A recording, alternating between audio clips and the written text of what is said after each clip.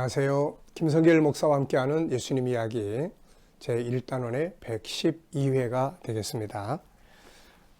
지금 제3장을 우리가 살펴보고 있어요. 진행되는 구원계획과 오늘의 현장. 그래서 선교를 다루시는 분들에 따라서 시기나 또 이렇게 이런 부분들은 다양하게 구분할 수 있으니까 다만 저는 이제 이 선교의 역사, 사도행전에서부터 시작된 복음운동의 역사를 총 8가지 단계로 이렇게 정리를 해서 살펴보고 거기에 준해서 사역을 하고 있다는 것을 말씀드립니다. 그래서 뭐 이게 절대적인 거 아니니까 김성길 목사의 견해다 이렇게 보시면 되겠습니다. 그 이외에도 또 다양한 시대 구분과 이런 것들은 또 선교사나 교회사를 통해서 많이 살펴보시고 참고하셔서 효과적인 선교가 지금은 어디에서 어떻게 사역이 진행이 되는 것이 효과적일 수 있다라고 생각을 하시고 함께 하시면 되겠습니다. 자, 지난 시간에는 제1단계 사도행전 시대를 우리가 살펴봤습니다. 자, 그러면 이제 사도행전 일이 끝나고 사도행전은 28장까지만 있어요. 그리고 난 뒤에 복음운동은 어떤 사람들을 통해서 세계 속에 또 진행이 돼 갔을까요?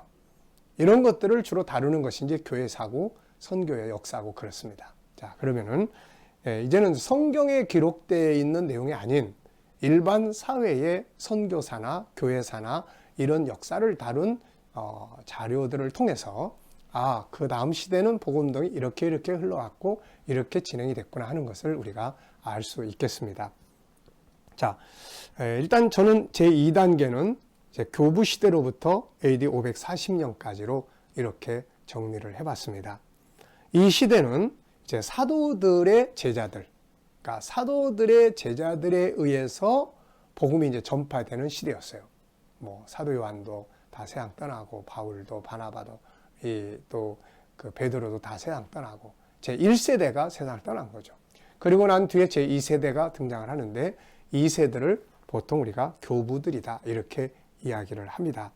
그리고 이제 이 540년이라고 하는 것은 로마의 교황 체제가 이제 확고부동하게 그야말로 이제 교회가 정치에 들어서면서 이제 교황청이 하나의 정치화되는 이제 그런 시대가 본격적으로 열리는 것이 바로 요 시대라고 합니다. 그래서 요 때까지로 일단은 정리를 해봤어요.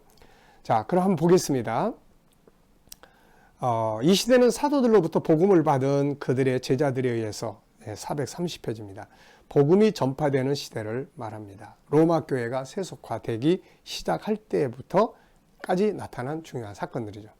자, 그래서 첫째, 사도 이후 교부들에 의한 복음 증거의 시대. 이때는 주님의 제자들 이후에 등장한 사도들의 제자들에 의해서 복음이 증거되던 시대였는데 이들을 교부들이다 이렇게 이야기를 합니다. 그래서 이 옆에부터 이제 쭉 나오는 자료는 그 뒤에 이 자료의 배경을 제가 적어 놨습니다. 그래서 여기에 소개하고 있는 모든 자료는 슈퍼바이블의 교회사 일람을 참고해서 거기에 있는 내용들을 인용을 해서 그대로 소개한 것이니까 참고해 주시기 바랍니다. 슈퍼바이블의 교회사 일람입니다. 자, 여기에 보면은 이제 여기에 사도 시대, 사도 교부, 그래서 뭐 클레멘트, 이그나티우스, 뭐 다양한 사람들이 이제 등장을 하기 시작을 해요. 그래서 요 시대가 이제 쭉 지나갑니다. 그리고 뭐 2세기, 3세기, 뭐 니케아 교회 이후의 교부들의 이야기 이렇게 해서 쭉 진행을 합니다. 그래서 이런 자료들은 뭐 이렇게 교회사 자료를 통해서 참고하시면 더 많은 내용들을 볼 수가 있습니다. 자, 그리고 이제 437페이지. 그리고 로마의 핍박과 콘스탄틴 황제에 의한 기독교의 자유, 요 시대가 있었죠. 당시 세계를 지배하던 로마 제국의 콘스탄틴 황제에 의해서 기독교가 인정받기까지 로마에서는 많은 박해가 있었습니다. 바울 사도가 로마에 가서 성도들에게 복음을 가르치고 로마 교회가 확장돼 나가면서 또 소아시아에서 뿌려놨던 복음의 씨앗들이 성장해서 소아시아 교회들이 성장해 나가면서 교회는 또 많은 진통들을 겪습니다. 그게 하나는 외부적인 박해죠. 로마 제국의 박해. 또 내부적으로 많은 이단들이 등장하면서 교회 내부가 혼란스러워졌던 뭐 이런 시기를 겪게 되는 거죠. 자, 그래서 이제 여기에는 로마 제국에서 이제 성도들을 핍박했던, 교회를 핍박했던 대표적인 사건들을 10대 박해 사건이라고 하는데, 이것을 여기에 소개를 했습니다. 한번 읽어보시고요. 자, 이 같은 박해를 거치면서 마침내 이제 AD 313년 로마의 황제 콘스탄틴은 기독교를 공인하고 기독교가 이제 자유롭게 신앙생활을 하게 됐고, 이제 결국에는 기독교가 로마의 국교가 되게 됐던 것이죠. 자, 세 번째는 이제 로마가 분리됩니다. 서기 395년에 로마가 분리되고 민족의 대이동으로 인해서 외부 민족들이 로마에 들어오기 시작을 합니다. 그러면서 이제 서로마가 멸망하게 되죠. 그래서 서로마가 476년에 멸망하고 1453년에 동로마가 멸망을 당하고 말아요. 이때는 로마 이후에 그 땅에 들어온 이방 민족들이 로마를 점령하면서 통치하게 됐고, 이때 로마 교회와의 협력 관계 속에서 유럽의 여러 민족들이 복음을 단체로 막 받아들이는 그런 시기가 됐습니다. 자, 네 번째는 로마 교회 주교의 권력 강화와 그리고리 1세의 교황 취임. 그는 귀족 가문에서 출생했고 베네딕트 수도원에서 교육받은 후 최초로 로마 교황이 된 자로서 로마 교황의 권위를 전 서방 교회에 천명을 했던 사람이죠. 그는 베드로 사도의 계승 원칙을 내세워 모든 교회는 로마 교황의 권위에 복종할 걸 역설합니다. 그러나 사실을 알고 보면 이때부터가 이 기독교가, 로마가 중심이 된 기독교가 세속화되기 시작을 하는, 그래서 세상 정치를 통치하기 시작을 하고 그러면서 세속화되기 시작한 그런 시작점이다, 이렇게 볼 수가 있는 것이죠. 자, 그 다음에 이제 3단계로 넘어가면 이제 이때부터 시작해서 1517년은 루터가 종교 개혁을 한 시기입니다. 사실 이때는 종교 개혁뿐만이 아니라 르네상스라고 하는 중세의 개혁이 이제 시작이 된 거죠. 근데 그 출발점은 바로 이 기독교를 버리고 인본주의 학문을 받아들이는 데서부터 시작을 해요. 그 이유가 뭐냐면은 1000년 동안의 암흑시대가 이루어지기 때문이죠. 그래서 결국 교회가 타락하고 세속화되면서 정치화되고 그러면서 수많은 탈선들이 이루어지게 되고, 이 속에서 이제 부분적인 개혁자들이 수시로 때마다 이제 일어나면서 그 중에 이제 대표적 사건이 바로 루터의 이제 반기를 든 사건이죠. 그래서 이제 루터도 천주교 신부였지만은 그는 이제 여기에서 이게 아니다 해가지고 개혁을 이제 시작을 하게 된 거죠. 그리고 나서 그 이후에 많은 이제 개혁자들이 등장을 합니다. 그러면서 개신교도 탄생을 하게 됐고 이제 이렇게 된 거죠.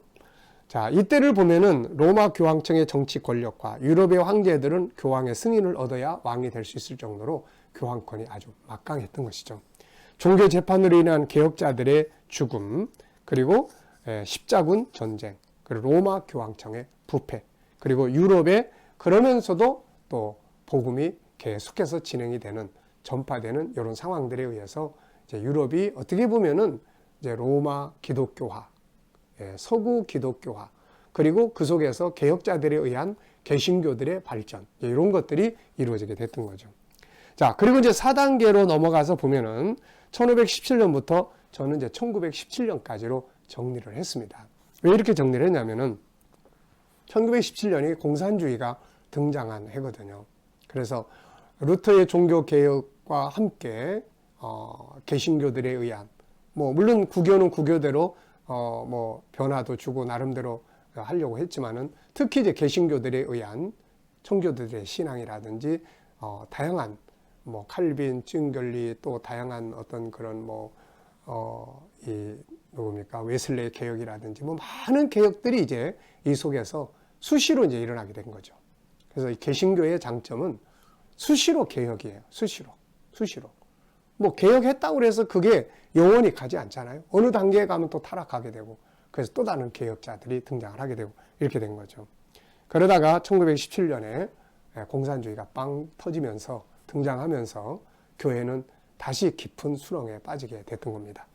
자, 이 기간에 보면은 루터를 비롯한 많은 개혁자들의 등장과 종교개혁, 개신교의 등장과 선교, 종교개혁만이 아니라 사회 전반에 대한 개혁, 르네상스, 문예혁명이에요. 사실 이것도 우리가 참 깊이 생각을 해봐야 될 부분들이에요.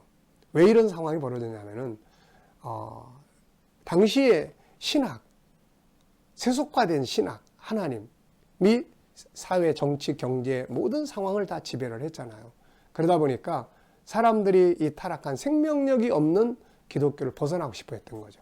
그래서 우리가 사전을 보면은 이 르네상스, 왼본주의 등장, 문해혁명이라는 것이 왜 등장했냐면 기독교적인 가치를 버리고 신을 버리고 인간의 가치를 다시 찾아오는 것이었어요. 그 인간의 가치라는 게 결국은 뭡니까? 헬라 철학이었고, 그리고 그것을 받아들여서 꽃피웠던 처음의 로마 제국의 그런 인간의 정치 혁명이었죠. 그래서 이것들을 문학과 예술의 혁명이다, 이렇게 이야기를 하는 것입니다.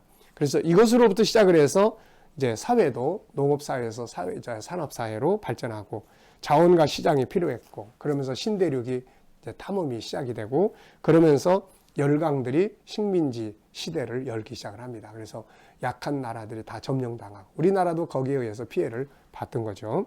식민 정책과 함께 부정적 측면도 많았지만 이때에 또 복음은 또 식민지 국가에 또 선교사들이 먼저 가고, 물론 이 속에 참 혼란도 엄청나게 많았죠.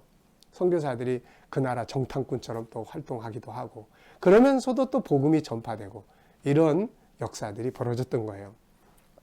그리고 이제 제 5단계로 넘어가 보면은, 이제 5단계는 1917년부터 1990년, 이 1990년이 뭐냐면은 공산주의가 이제 모스크바의 혁명, 모스크바 1990년이 공산주의가 이제 무너지는 바로 그런 해였죠. 이게 70년 만에 무너져 버리는. 자, 한번 보겠습니다. 모스크바에서 공산주의 혁명 성공으로 세계는 공산주의와 민주주의로 나눠졌어요. 민주주의 국가에서는 복음운동에 큰 부흥이 일어났고, 그 속에 우리 한국의 부흥도 있었던 거죠. 공산주의 국가들에서의 복음은 또 지하로 들어가면서 침체되기 시작을 했습니다. 그래서 지하교회들이 이제 등장을 하기 시작을 했죠. 그러다가 마침내 이 사이에 영국, 미국, 한국 등의 부흥운동과 그리고 세계 선교가 이루어지기 시작을 했습니다. 그러고 나서 이제 6단계로 가면 1990년부터 오늘에 이르기까지의 사역이 진행되고 있어요. 공산주의의 붕괴, 1990년의 공산주의 붕괴와 공산권의 부흥운동이라고 하겠습니다. 시작했습니다. 1990년에 제가 이제 소련이 막 붕괴되고 해체되고 그럴 때 이제 모스크바에 갔잖아요. 그곳에 가서 참 지도자들을 위한 세미나를 시작을 하고 복음운동 시작을 할 때 그때 참 감회가 깊었습니다. 왜 그러냐면은 우리나라를 침공해왔던 철의 장막이라고 하는 그곳에 대한민국 사람이 목사가 가서 복음을 전하고 나눌 수 있는 이 상황이 잘 믿겨지지가 않더라고요. 그래서 이때부터 시작을 해서 복음운동은 구소련권 또 중국권 그러면서 공산주의 속에서 복음운동이 아주 활발하게 이제 퍼져나가기 시작을 했습니다. 그리고 이제 민주주의 국가들의 경제 성장과 함께 유럽의 복음운동이 태보되기 시작했고, 세계가 하나의 경제 시장화됨으로써 이슬람권을 제외한 많은 나라들이 개방을 하기 시작을 하죠. 그래서 뭐 그런 개방에 의해서 선교사들이 많이 들어가기 시작했고 복음이 전파되기 시작을 했습니다.